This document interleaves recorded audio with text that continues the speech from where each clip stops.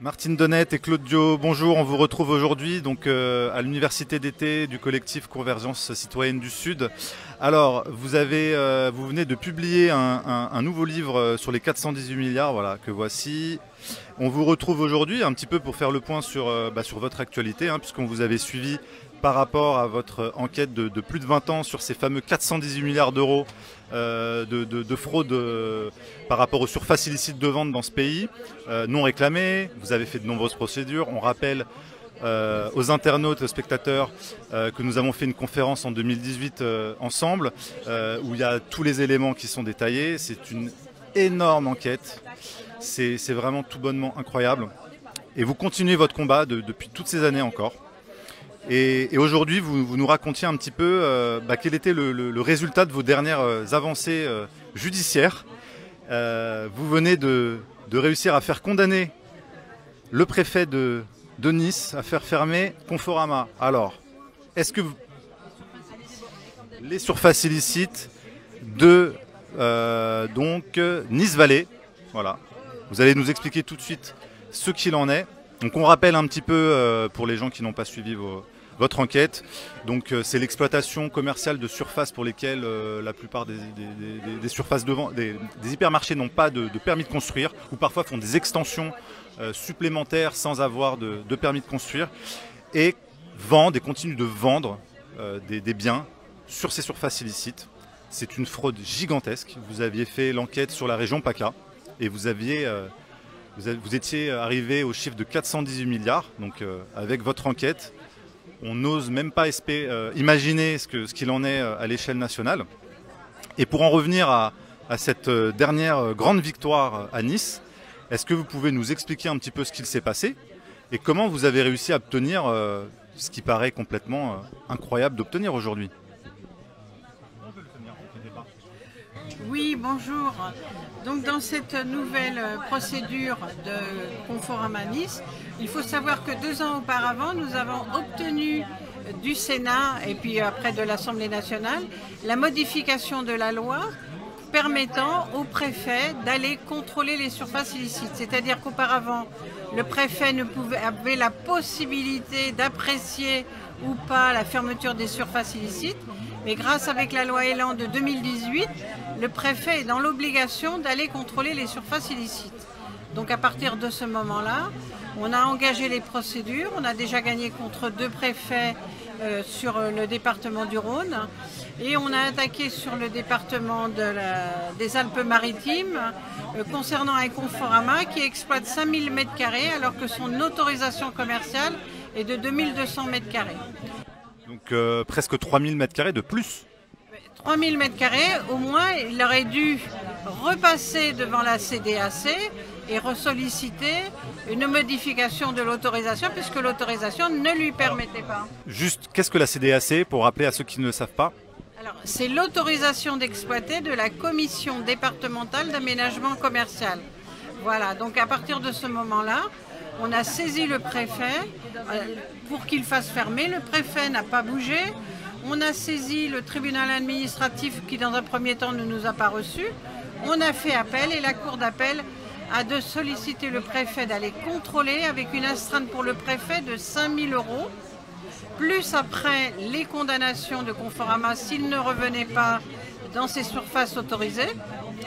Et une fois qu'on a gagné toutes les procédures, aujourd'hui, c'est M. Bruno Le Maire qui fait un recours contre notre autorisation, enfin contre le jugement de la Cour d'appel de Marseille qui a ordonné au préfet d'aller contrôler.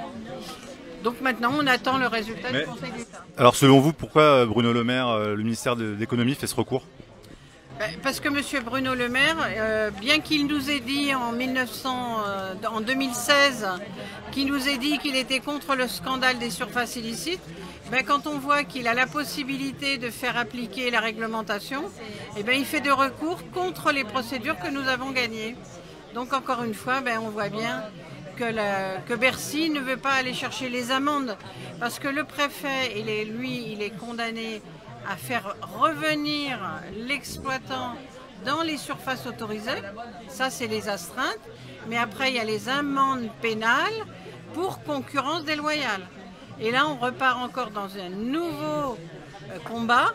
Parce que justement, on voit bien avec le précédent recours qu'on a gagné contre le Leclerc de Genève, le Leclerc de Genève qui avait une autorisation de 2900 m² a fait 4900 m². Donc le préfet a été condamné de faire retirer les 2000 m² de surface illicite. Mais quand on demande où sont passées les amendes pénales, qui aujourd'hui, on voit bien que toutes ces amendes n'ont pas été recherchées, et c'est 418 milliards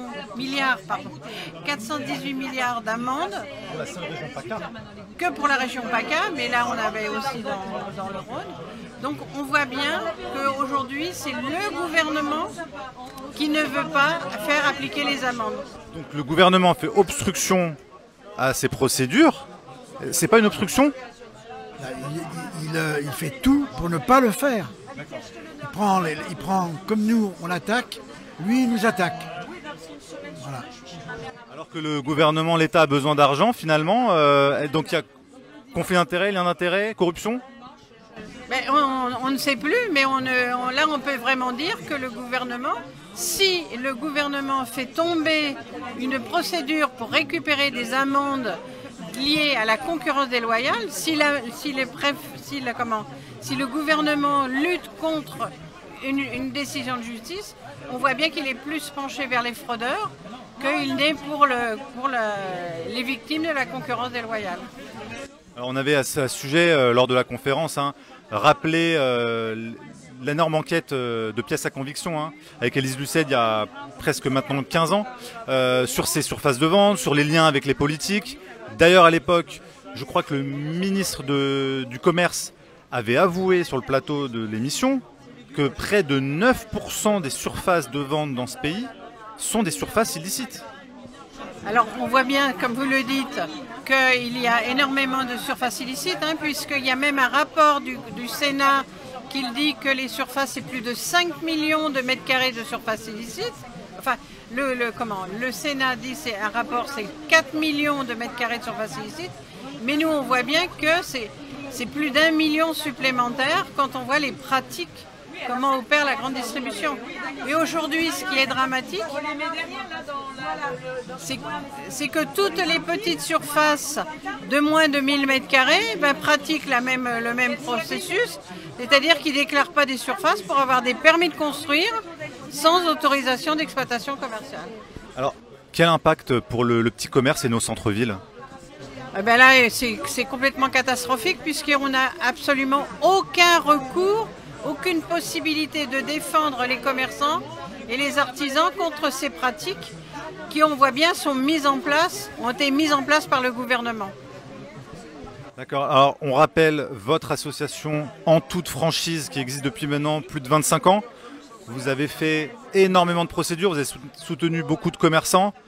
On rappelle aux gens qui voudraient un petit peu creuser le sujet, votre dernier ouvrage, 418 milliards, la fraude de la grande distribution avec la complicité des élus et de l'administration, ça paraît incroyable. C'est aux éditions Talma Studio. Vous pouvez le commander en ligne et vous pouvez retrouver notre conférence que l'on a réalisée en avril 2018. Plus de 3 heures, le contenu est en accès libre. Il y a tous les dossiers. Votre site internet qui est en-toute-franchise.com. Voilà, pour ceux qui voudraient se renseigner, retrouver tous les dossiers que vous avez mis en ligne. Et Claude, vous vouliez rajouter? Signez la pétition En Toute Franchise, vous allez sur Google, vous faites 418. Google. Vous allez sur change.org. Alors, change.org, pour ceux qui connaissent, la pétition à signer. Change.org, 418 milliards, il tombe sur notre pétition. Alors nous sommes on est presque à 110 000 pétitionnaires. Donc il faut qu'on arrive à 150 000 pétitionnaires. Allez, aidez-nous, faites-la signer si vous ne l'avez pas fait. Alors signez cette pétition pour ceux qui ne l'ont pas fait sur change.org. On va mettre le lien dans la description et dans l'article pour que vous puissiez retrouver tout ça. Merci Martine Donnette et Claude Dio pour votre enquête, pour votre travail qui est d'une rigueur irréprochable et d'une détermination sans faille jusqu'à aujourd'hui. Vous voulez rajouter quelque chose? Merci Marc pour votre persévérance aussi à nous aider à dénoncer ce phénomène, ce scandale. On essaye vu que peu de médias le relaient. Voilà. Exactement. Merci à vous. À très bientôt. Au revoir.